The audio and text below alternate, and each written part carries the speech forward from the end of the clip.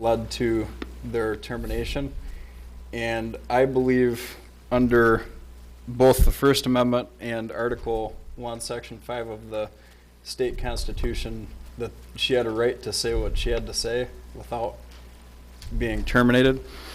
And as of right now, as you probably know, we have a six driver shortage in the district, and there's two people that probably shouldn't be driving buses full time, a mechanic as well as a supervisor, and I believe it's a safety issue that needs to be addressed by the board, which we can probably speak more to this later on, but basically that's my concern with that, and I think that the board should address it. Excuse me, I don't know where the number 6 came from, but it is inaccurate that we are 6 drivers short. There's 6 rounds that don't have drivers. I mean, aside from there's 2. Well, that's different than 6 drivers short, since a driver can do upwards of 3 runs. A single driver can do upwards of 3 runs a day. So there's 4. There's a 4 driver shortage because of 2 people driving. But if there weren't those 2 driving, that'd be 6. But Okay. Anyway. One comment I need to follow that up with. Sure. Those 2 employees are not our employees. They are employed by METS. METS is the one that made the determinations in the final call because they were their employees. Correct. Okay. And there was an email sent by Dr. Skalka to that company, and I believe that that's what led. I think that that's what led to their termination. But lastly, I would like to thank the community for allowing me the 6 years to serve you on this board. It's been an honor, and I also have been going to a few of the Christmas events, and as always, I try to make it to as many as I can. They're really awesome, and lastly, happy holidays, Merry Christmas to everybody. So, thank you. My comment would be to give thanks to Mr. Kennigbauer and Mr. Richley for taking time, 6 years of time out of their busy schedules to serve the public of East China School District, our staff, and more importantly, our students. And we thank you for your dedication and the time and years that you put on our board. Thank you. Thank you, Glenn. Next item, special recognition. Mr. Beaver, can I jump in for Oh, administrative and inquiry, please? Administrative. Just, I'd like I to checked share. it off I'd like to already. share some more. I'd like to share some more good news if I could. Okay, yes, I'm All sorry. right. Cargill, through its Cargill Cares Committee, has provided a $4,000 grant to St. Clair Middle School. The funds will be used for Chromebooks to be used as part of the reading curriculum. We want to thank the ELA reading teacher, Amy Aker, for her hard work and to pursue the grant, and Alice Grant of Cargill. Also, and lastly, Jason Steyer was just recognized this past Friday as St. Clair County Distinguished Educator. Jason is an art teacher at Riverview East High School, does a wonderful job, and it's a well-deserved honor. So we congratulate Jason. Let's give these people that we just gave recognition a round of applause.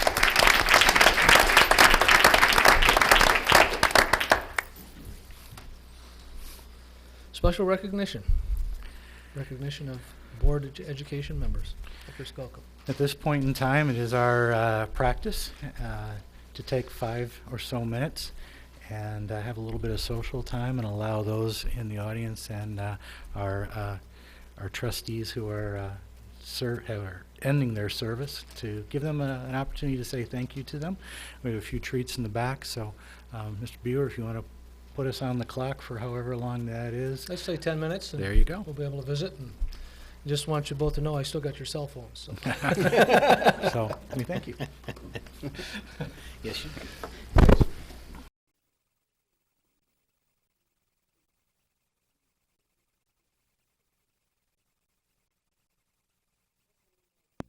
Academic Spotlight, Palms Elementary, Mr. Mike Domagowska, Principal, Empowering Student Learning.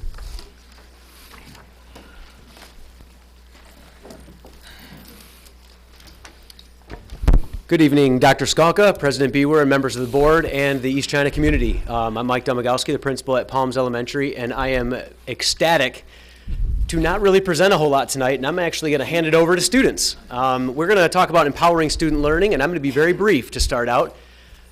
As a staff, we challenged ourselves to ask ourselves the question, what is our mindset this year? What are we doing? What kind of mindset do we have? And this book came about and started to go all over school districts and all over actually the country. It's called The Innovator's Mindset. And we're actually doing a book study on this book right now as a staff. And the start of the book talks about 3 different mindsets you can have: a fixed mindset, a growth mindset, and of course an innovator's mindset. And to make a long story short, we will no longer have any kind of fixed mindset. Especially at Palms Elementary, we will have a growth mindset, and we will challenge not only our staff and our students, and not only our staff, but especially our students to have an innovator's mindset. And before I basically just turn it over to our students of Palms Elementary to empower their learning, to show you what they're learning and what they're doing at Palms, I'm basically just going to read the quote on the front of this book that says, "Empower learning, unleash talent, and lead a culture of creativity." And for this presentation, that's all I'd really like to do. So here's 6 students from Palms Elementary, starting with Finn. Hi, I'm Finn. The Telegami app lets me make and share a video of my learning. I love it because I get to create a Gami, which is a person that looks just like me. I can choose a background or make my own. I use the Telegami app to show what I learned by recording myself speaking. Here is a Gami I create to show wow facts I learned when I read an informational text.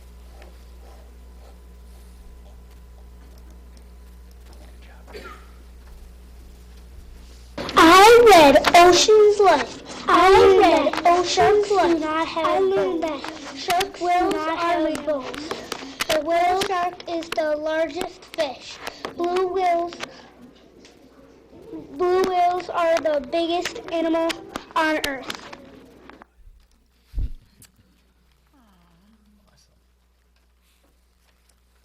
Chatterpix is a funny app I use to explain my learning with the Chatterpix app. I can take a picture of a person, an animal, a drawing, or anything I want. I record my learning. I draw a mouth on a picture, watch what happens, and I will use the Chatterpix app with adult beetle I drew.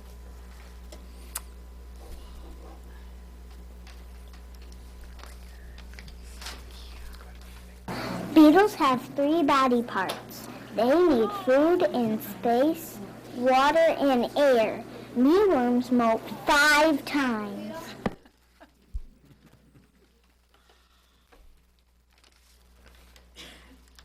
PicKids is in that app that I can use to make a digital poster of my learning. This is a fun app because I can look for pictures using the search engine, or I can take my own pictures to use on the digital poster.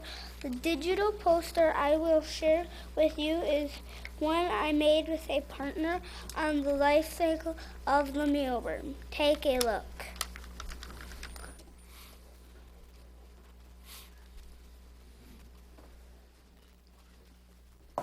This is my poster I made of the life cycle of my mealworm using PicKids. I pushed this button. I searched for my pictures here. I picked my background here. I typed my words here.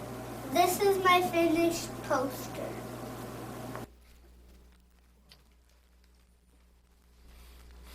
Seesaw is a digital portfolio I use in my classroom. I'm able to share what I learn in school by using photos, videos, drawings, and links. I upload my work to the app and explain my learning using the record button. I can share this with my parents and the world through our blog. My parents can see what I'm doing at school when they're at work or at home.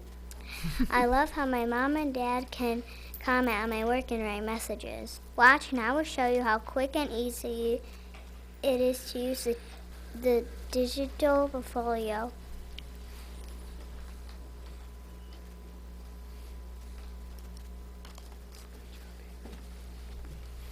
This is my digital portfolio on Seesaw.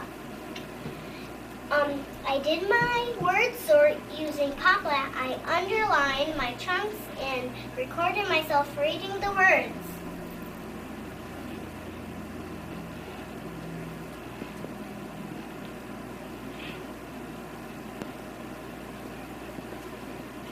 Here's my writing piece from October. I took a video of myself reading my piece.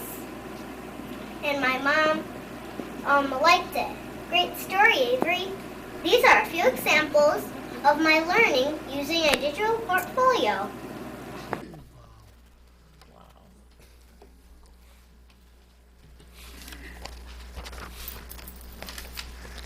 Hi, I'm Noah, and I would just like everyone to know that what you just saw was an example of the first graders' proof of their learning. We interviewed several first graders about what they liked most about their learning at Palms, and they said they really like to design their own projects and make things look how they want. They really like the choice the teachers give them. We also asked them, who is in control of your learning? Most of them said themselves, because the teachers just seem to give them information, plant a seed, and guide them through their learning instead of telling the students everything they have to know.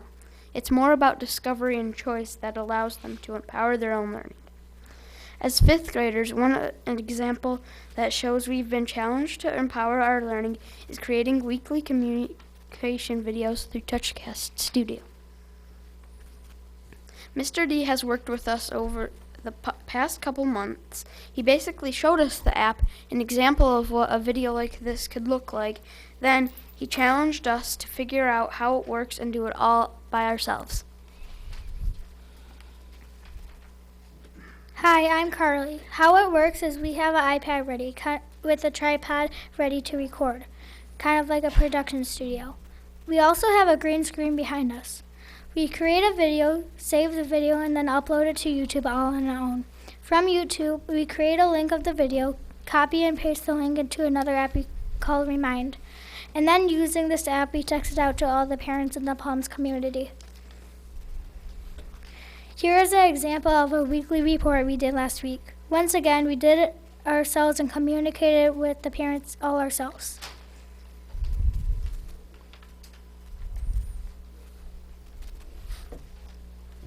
Hi, I'm Carly, and this is the Palms Weekly Report. I'm Gordon, and we all did a great job for collecting for the food drive. All of the items donated will go to the Helping Hands in Marine City. Also, today's Spirit Day was very fun. It was great to see all the students dressed in their festive shirts and sweaters. Also, the weather has got cold this week, lots of snow as well. Mr. D just wanted us to remind all the parents that the students should come to school with a winter coat, hats, and gloves every day. Snow pants and boots are also a good idea if any student would like to play in the snow at recess. Thank you. Hi, I'm Olivia, and this is Noah, and this is just a reminder that we have school on Monday and Tuesday of next week. There's a lot of things going on at school before the holiday break. Palms Elementary will be presenting at the school board meeting on Monday. If you have some time, the meeting is at 7 p.m. at Central Office. We will be there presenting along with some first grade students. Just a reminder that we do have school next week on Monday and Tuesday. This will be our last weekly report until January. From all of us here at Palms, have a great holiday break. Bye. Bye. Hi, I'm Olivia. What we really like is that we feel like we learn the process together. Mr. D and some teachers gave us some pointers, but our Palms weekly reports are now totally done by us, the students. We learn more and more on our own just by doing. Now we as the students do all the work beginning to end, and it's really fun. We meet 1 or 2 times per week. We share a Google Doc that has our script of what to say. And then we create the videos and do the whole process ourselves. It's great because this is a cool way to tell and show the parents and community all the cool things happening at Palms. We even get to have a say in what goes out and what we produce. All the Palms Weekly Reports can be found by just searching Palms Weekly Reports on YouTube.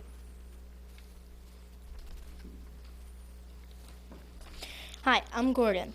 We wanted to let everyone know that it's not just about learning an app. We were challenged with learning on our own and taking a leadership role in what we are learning. We want to create some excitement with our parents and other students. We want to also continue to change minds, do things with less paper, and have people all over start talking about our videos. Maybe this will make them think of more cool ideas. We also have several things that we still want to do with the Palms Weekly Report. Our next goals are to teach other students how to do the videos, and we want to show student work on the videos, like what students are really doing in class. And I just want to end with this quote that's within the book. Great educators can work within the constraints of the system and still create innovative learning opportunities for their students.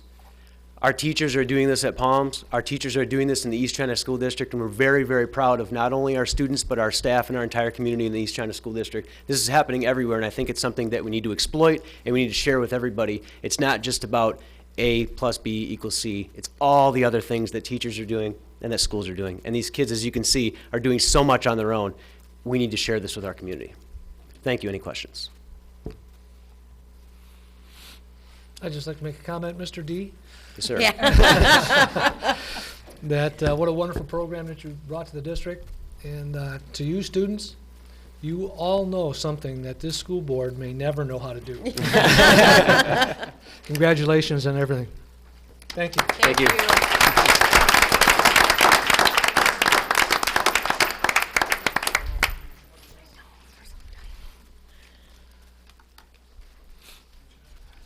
She's precious.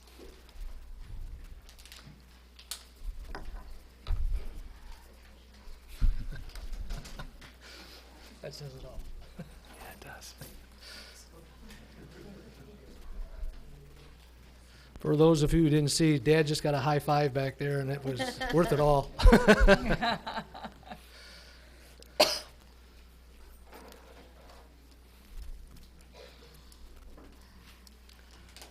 Next item on our agenda is our consent agenda. Motion is needed for approval of minutes for the November 28, 2016 regular meeting, approval of payment of bills, financial statement, schedule of investments, and appointment of new teacher. So moved. Moved by Mr. Kennegbauer, Support. support by Mrs. Murphy. Comments or questions? Just a real quick comment. I just wanted to say congratulations to one of our teachers, Mrs. Hornberger, for being elected to the Michigan House, and she'll be an excellent voice for education. All those in favor signify by saying aye. Aye. Aye. Opposed, same sign. Motion carried. Next item is recognition of persons wishing to address the board. I have one card here. This is Karen Cedar.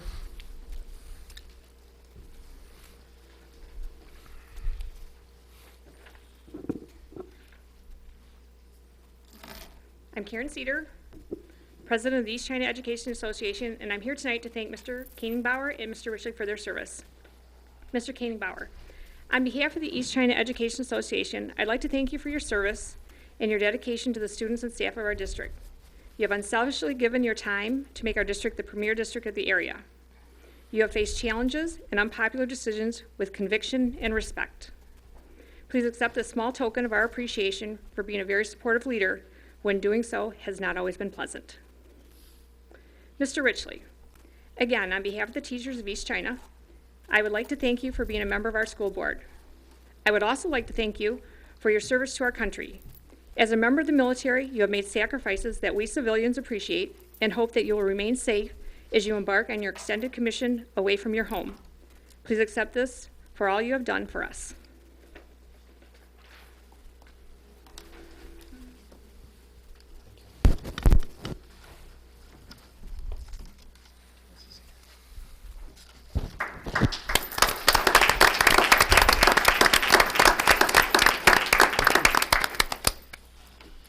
Thank you, Mrs. Seer. Next item on our agenda is reports, 2016-17 budget revision. Mrs. Tina Thrift. Good evening, President Buer, trustees, Dr. Skalka. It's budget time again. Time passes so quickly. Tonight I will be reviewing the changes reflected in the proposed budget for the current year, 2016-17. And I would invite you at any time, if you have a question, please interrupt me, because I would hate for you to forget your question. So at any point. To begin, I would like to do a little reviewing. This slide is providing a comparison back to our most recent financial statements. The first column is summarizing actual performance for 2015-16. In 15-16 resulted in expenditures exceeding revenues by $284,000, leaving the district with $4.1 million in fund balance, or 10.18% of unassigned fund balance to total expenditures. In the middle column, the original budget is projecting expenditures to exceed revenues by $733,000, projecting a remaining balance of $3.4 million, or an approximate 8.5% of fund balance to total expenditures. As a reminder, the original budget is developed based on assumptions that are subject to change. Specifically, we are projecting a certain item such as pupil enrollment, foundation allowance, as the state budget was not finalized at that point, staffing levels based on projected pupil enrollment, and at that point we recognized only the acknowledged instructional staffing retirements, and at that point there were 10 of them. The original budget projected total instructional staffing levels to decrease by 5 FTEs, from 233 to 228. In certain supplies such as fuel, electricity, water and sewer, natural gas, they're all budgeted to reflect at conservative levels that are in line with historical costs. It's at the time of the final budget when I will then analyze our actual experience for the year and further make reductions to those costs, and that's in our final budget. In the last column, it's summarizing the proposed amended budget, reflecting annual cost for current staffing levels and funding for current pupil levels. The amended budget is showing an increase in revenues to $40,284,400 and expenditures to $40,673,541.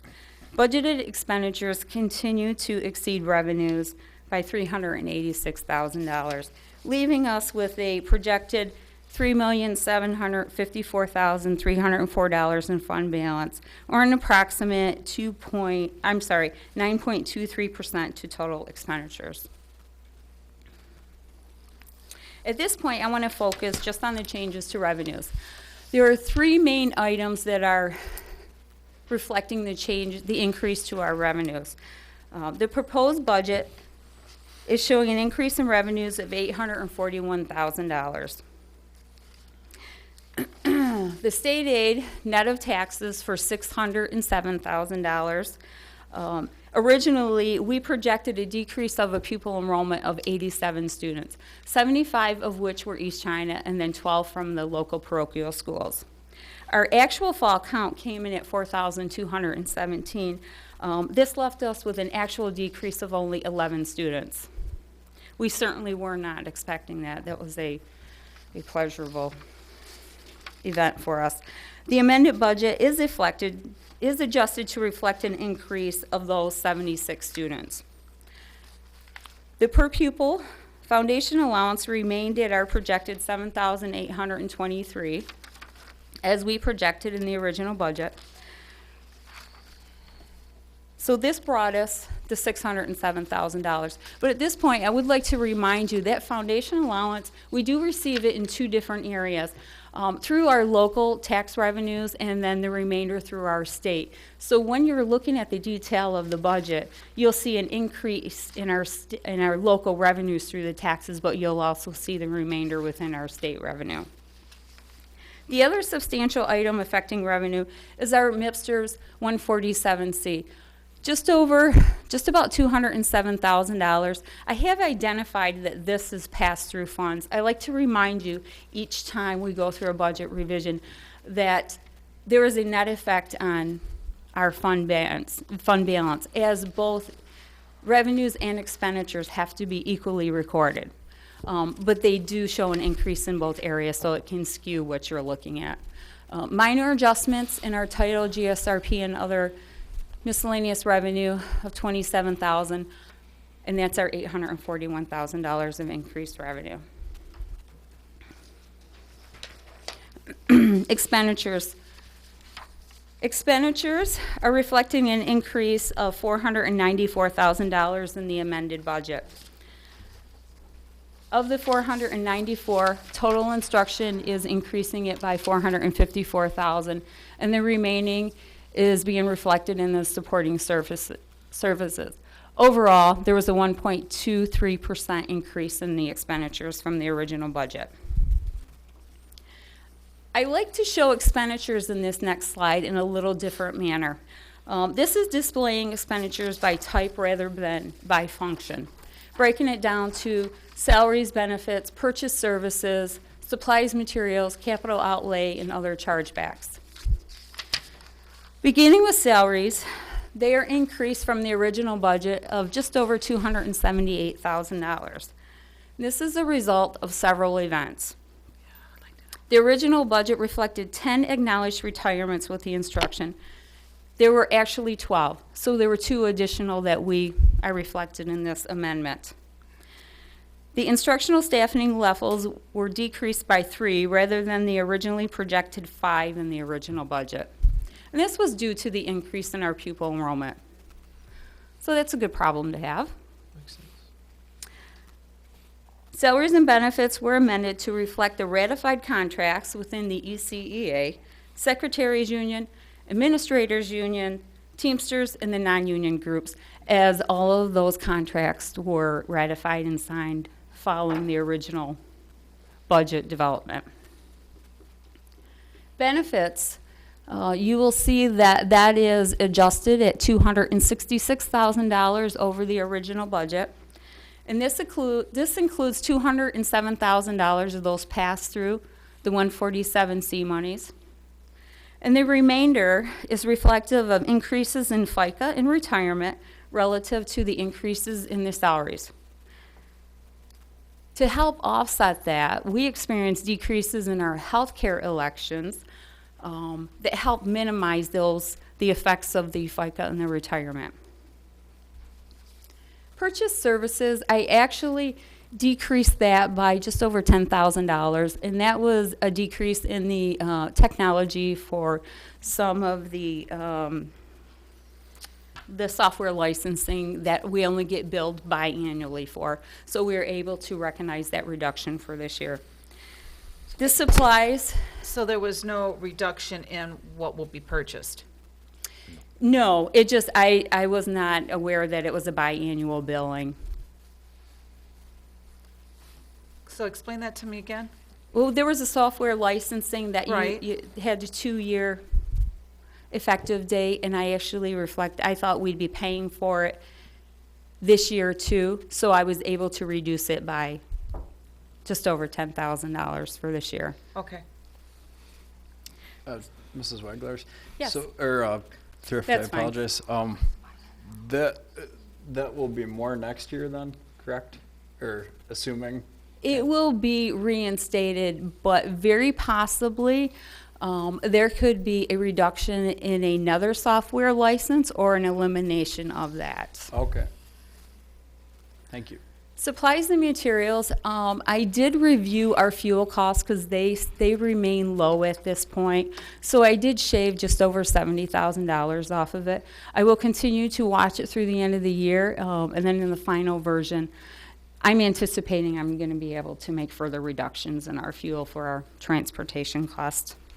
It's $245 in St. Clair. Capital outlay, the $34,000 is reflective of half of the copiers that we just purchased.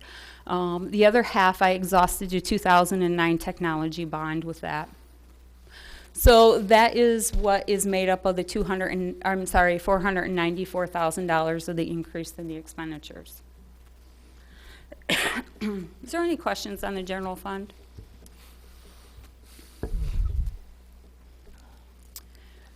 Moving on to the cafeteria, I had the notable changes in this budget is falling into the capital outlay. You'll see in your agenda packet, Dr. Skalka is there's gonna be further discussion regarding some equipment that is needed for the cafeteria. But I did increase the budget to reflect $70,000 of added capital for this year. Last year, in our audited 15-16, the cafeteria fund did quite well. It increased the fund balance by $90,000. However, we have not been making any equipment purchases in quite some time, and we do have some existing needs. So even with that increase in the capital outlay, it's only showing a use of fund balance of less than $60,000, leaving us with a $394,000 fund balance for the cafeteria fund. And our last budget to review tonight is our latchkey. Our latchkey is experiencing higher service volume in all areas within our Kids Connection and our latchkey. So I had reflected our current increased service volume by $50,000. I also increased relative to that salaries and fringes and some possible capital outlay needs that we may be required to fulfill for the end of this year. I am showing still an increase in revenues over expenditures in the amended budget by $25,000, leaving the latchkey fund with a projected $231,000 in fund balance at the end of the year. Tina, I have a question. Sure. Okay, so under revenues, Mm-hmm. the middle column, the 2016-17 original budget, we had revenue as $525,000. And in your amended budget, it's been increased to $575,000. How do you justify going from 525 to 575 for revenues? Well, the revenues have been flat at just over $500,000 for a few years. But if you look at the actual experience for 15-16, you'll see that the revenues came in at $579,000. Right. And when I review our revenues to date, they seem to be very consistent to how they were running last year. So I'm anticipating that the same service level is going to follow through for the remainder of the year. So are you saying then that in the original budget, you lowered it by about 50,000? I'm saying the original budget, when I developed it, it was consistent to historical volume levels. Trustee Bebeck? Yes. Remember that original budget was developed with the idea that we would potentially be down 78 students.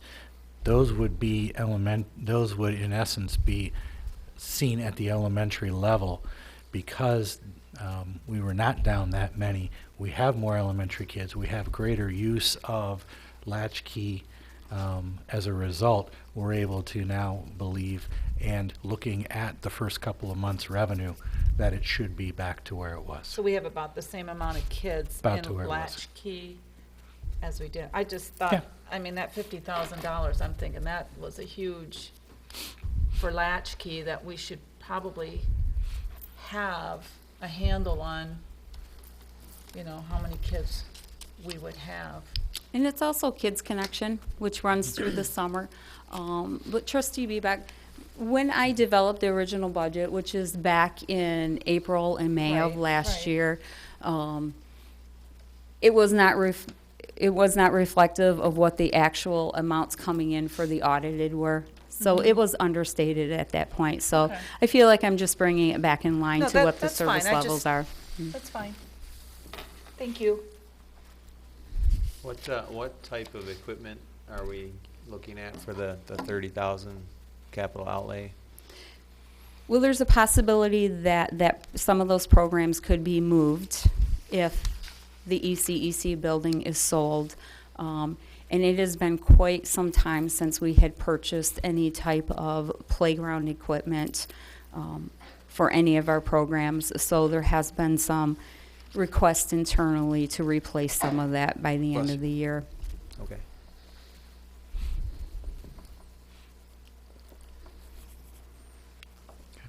This is a discussion item this month. Again, any and all questions that you may have over the next month, please direct them to Mrs. Thrift, and we will have it as an action item in January.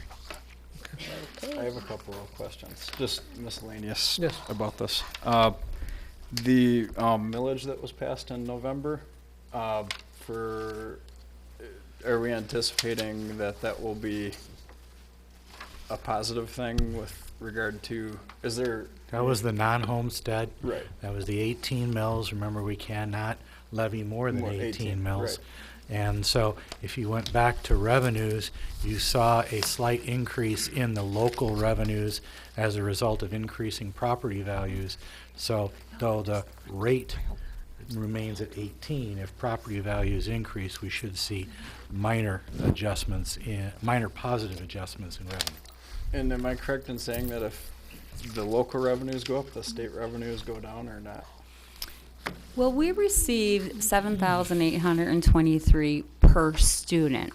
So they look at what we collect locally and they reduce it from the state aid. So if you collect more through your local revenues, you get less than your state aid, and vice versa. So if tax values go down, you'll collect less than your local but more in your state. Because we're one of the lowest in the county, right? Aside from Port Huron, pretty much. The Like with lowest. state aid, I mean, Per pupil? yeah. I don't believe I that don't to be believe true. that to be the case. Really? No. Oh. You might be confusing bonded indebtedness. Both Port Huron just passed a facility bond, so we will probably be currently the lowest in the county with bonded indebtedness, especially after the PAC is paid off here in another year or so. Mhm. Correct. Okay, thank you.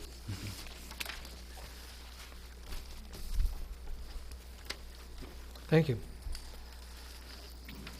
Next item, informational discussion items, cafeteria, budget fund, balance use. Ms. Thrift alluded to this, and in your board packet, we provided you kind of a history of purchase, of replacement of equipment. One of the items that was part of the bond proposal that did not pass last May were the replacement of ovens throughout the district in our cafeterias for food preparation. We at this point believe that that is a necessary expenditure, and we are able to do that through the cafeteria fund balance, not through the general fund. We have estimates but not bids. So what we're doing, what I provided you was we had 2 quotes. We will finalize those to be actual bids and bring them for action in January. But we're looking to replace 8 ovens across the district, 3 at the Marine City Complex, 3 in St. Clair Middle, and 2 at St. Clair High. Those are the 3 kitchens that prepare food, and then food is then distributed out to the various elementaries and other facilities.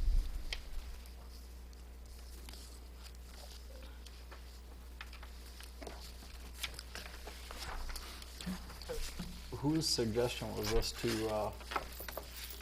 was that, holy smokes, the. Food service. Was that the food service? Our or food service director identified the need more than a year ago in anticipation of, as I said, the facility proposal. Like all of the needs in that facility proposal, they are still needs. They did not in any way go away. And as again, we want to make sure that we're able to provide lunch without any interruption of service. And so we're able to attack that need through a different funding source, because again, we had a very good year last year with respect to the cafeteria account, the cafeteria fund, excuse me. Will this bring us up to date with everything, or were there other things that they mentioned as well? They've already done some work, and I've provided that to you, mainly around some technology computers that run the registers and things like that. Okay. Mhm. That was Chartwells that took care of that? That was Chartwells. Okay. Mhm. Thank you. Any other questions? Next item on the agenda is the Community Foundation of St. Clair County, St. Clair High School tennis courts. Thank you, Mr. President Buer. The Community Foundation of St. Clair County, through its St. Clair-based endowment funds, has offered the district its largest grant ever in the amount of $525,000 to support the replacement of tennis courts at St. Clair High School. The Foundation's St. Clair-based endowment funds are a collection of 7 funds that focus their giving in and around the city of St. Clair.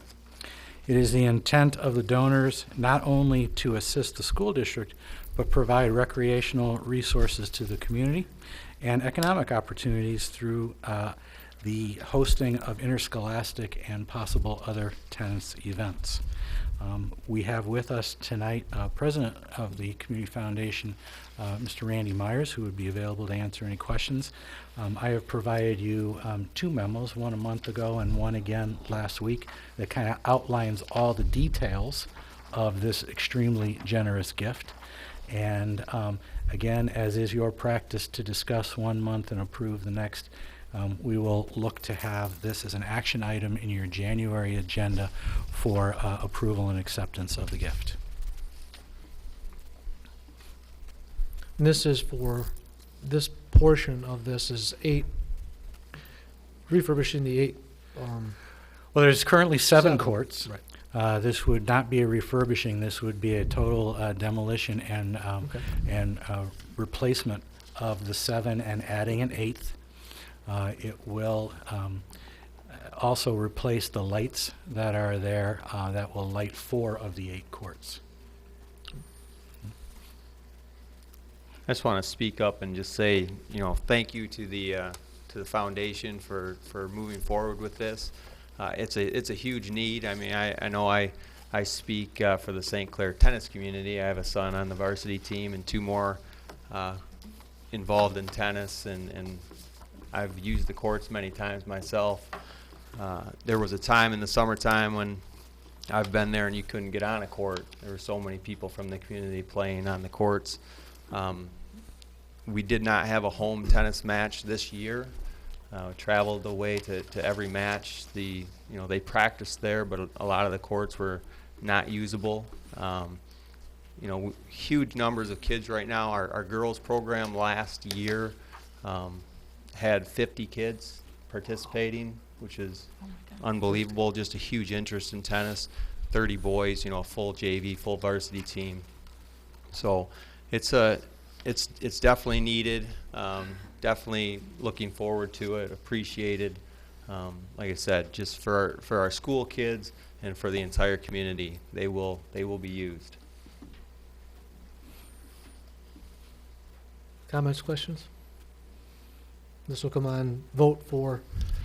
It'll be final January. vote in January. Thank you. Finalize the details and have that all to you.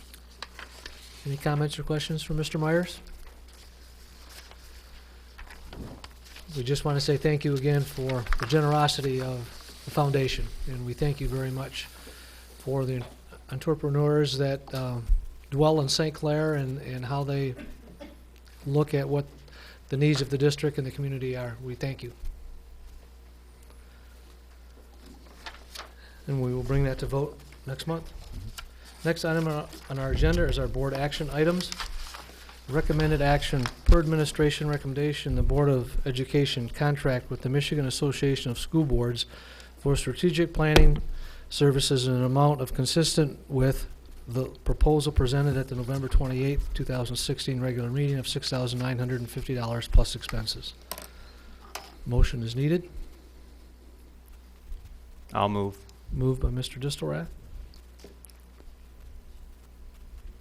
Support? Support report by Mrs. Murphy. Comments and questions? I kind of feel like seeing that we have two new board members, you know, they're going to be seated until January, and this is going to be based on the information that MASB provided to us. It's going to be a pretty lengthy commitment. I think that this is something that should actually be voted on and discussed once we have the two new members here, because it's going to be affecting their timelines, it's going to be affecting them directly. So I think they should be involved in the voting. I also think that I just kind of feel like maybe we should do before we start this large strategic planning, maybe we should consider doing something a little bit smaller scale to see what our true plan and vision is going forward as far as a bond is concerned, and where our time would be best spent. I would ask Dr. Skolko, in time frame wise, in what we were planning, you know, voting on this now, having something truly set up in January, correct? What does this do with pushing us, according to what Mrs. Frank is asking, where would we be with a possible new bond proposal? I've been in contact with both newly elected board members who both support the idea of moving forward with this. We've been keeping them in the loop throughout all of the planning for this proposal. The planning, the strategic planning process will identify goals not for the district that include facility goals. The facility proposal will be one of the things that comes out of this strategic plan, so as not to do one and then the other. They work in lockstep because your facilities support your academic goals, and your facilities will support your financial goals, and all of these things work together.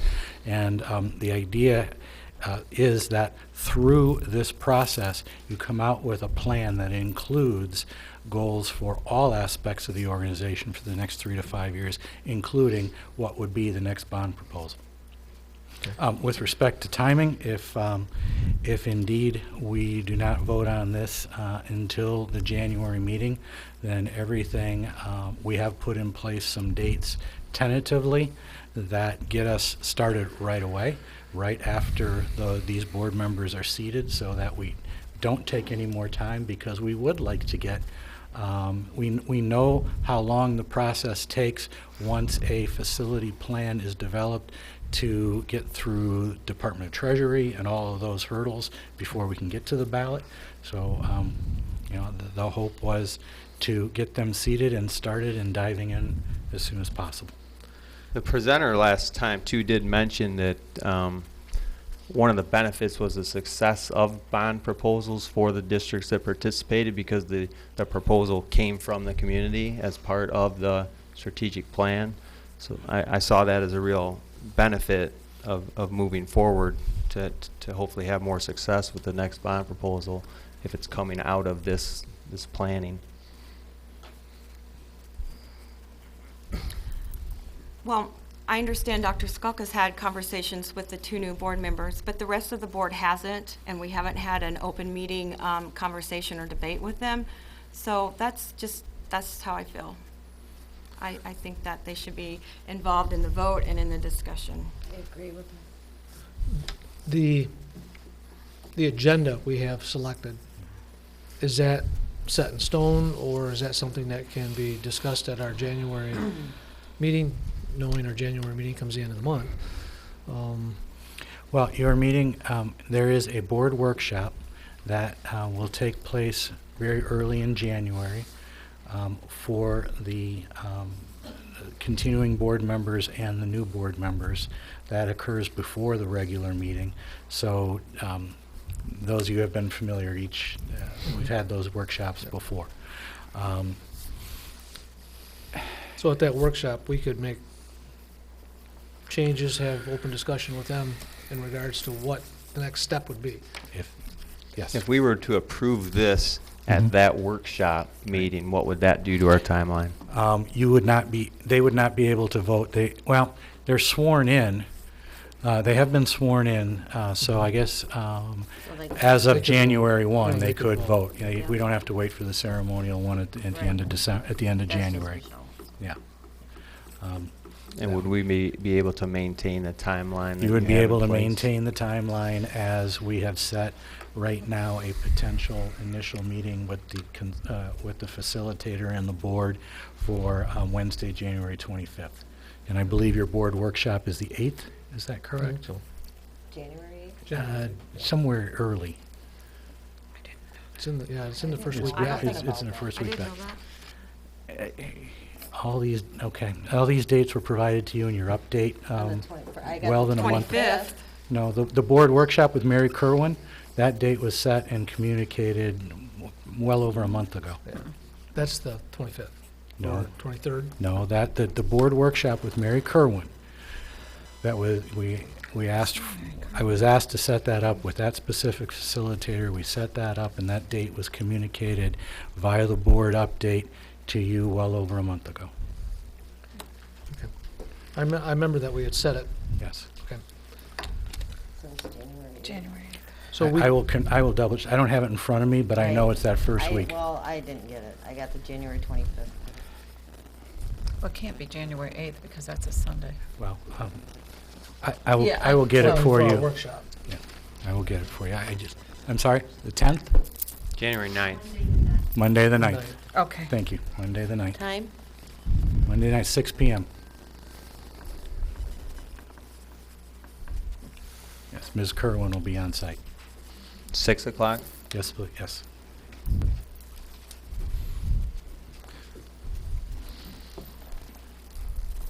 Mr. Richley. I have a couple of concerns, but I agree 100% with Mrs. Frank. As an outgoing board member, I think it's unfair I'm against this, but I think it's unfair for those of us that are leaving to be basically making a voice on this, but making a vote on it. But I do want to say that I think that it's a waste of money, and I think that there's other ways to go about doing this that's free. It's why we have a board. The whole reason that we have a board is to strategically plan, make a vision, and the superintendent administration as well as the rest of our district staff carry out that plan. But we've done this before with the Michigan Leadership Institute, with the MASB we did this. You have not done this particular strategic planning process for well over a decade.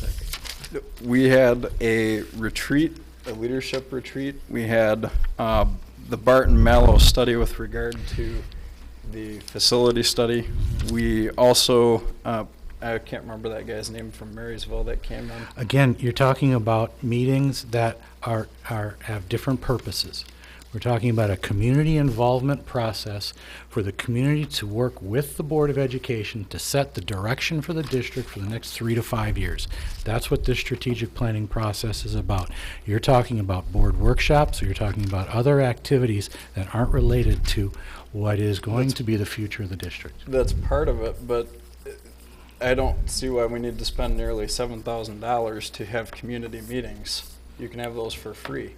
But if you want something constructive and positive to come out of it, it's good to have a structured framework. I don't think that's a lot of money to spend for what we should be able to get out of this. Based on her presentation last month, and everything that's going to go into it, and the opportunity we're gonna have to put a plan together. I think it feels like we've been talking for a long time. We need to have a long-term plan for the district. We've talked about that numerous times, and that's what this is. I agree we have to have the board needs to develop a long-term plan. I just don't agree with spending that amount of money or bringing an outsider to do that. I think first of all, we have a superintendent for a reason.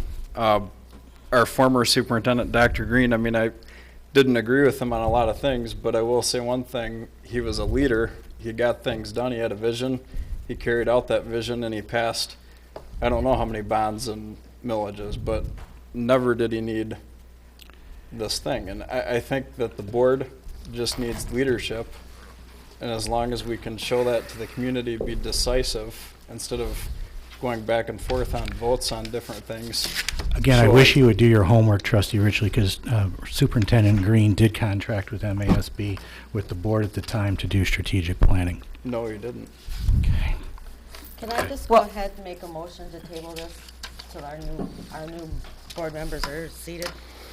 And this will just, Can we put it on the agenda for the January 9th board workshop? Yeah. And Yes. vote on it then? yes. Yes, it is an open, anytime the board gets together in that fashion, it's an open meeting and it can be on the agenda. Okay. And that's going to be televised. It doesn't have to be televised if it's an open meeting. It does What are not you have to be insinuating? televised. Yeah. I'm just asking, I'm asking if it's going to be televised. That's all I'm asking. No, I think you're Probably not. insinuating something. Generally, the board workshops are not Mhm. in the past, so I would say no to And you that would, question. and you would know that. So, motion on the table is to amend this recommendation to postpone the vote on this until our January 9th board workshop. Yes. Do I have a second? Support. Support? Other comments or questions? Mr. Buer, I'm going to abstain my vote. All those in favor signify by saying aye. Aye. Aye. Opposed, same sign. One abstention, so moved. So January 9th. Item B, recommended action per administration recommendation, the board approve the MSBO bid, Build-A-Bus, for the capital bus purchases in the amount of $514,940 as presented and discussed. Motion is needed. So moved. Moved by Mrs. Frank, Support. support by Mrs. Murphy. Comments or questions?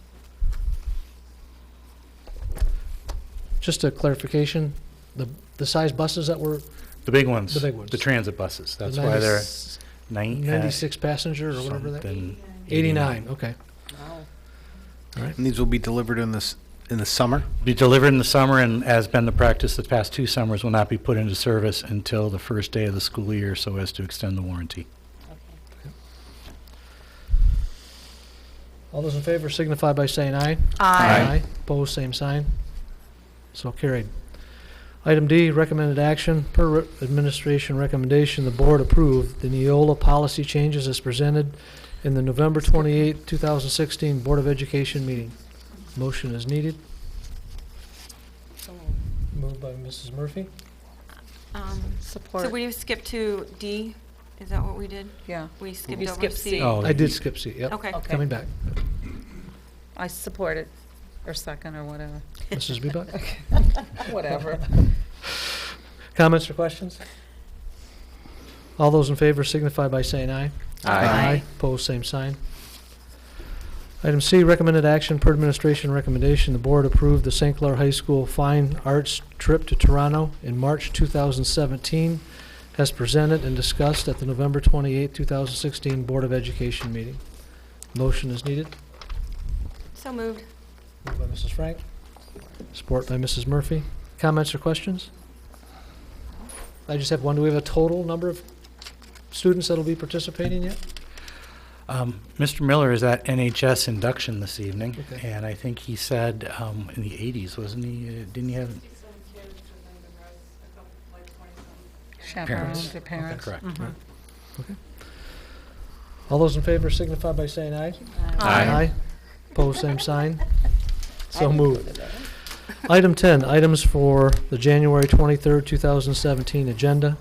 Board officer elections, fall athletic awards, approval of the 2016-17 revised budget. And number 11 is adjournment. We stand adjourned. Thank you so much. May everybody have a very merry and blessed holiday season.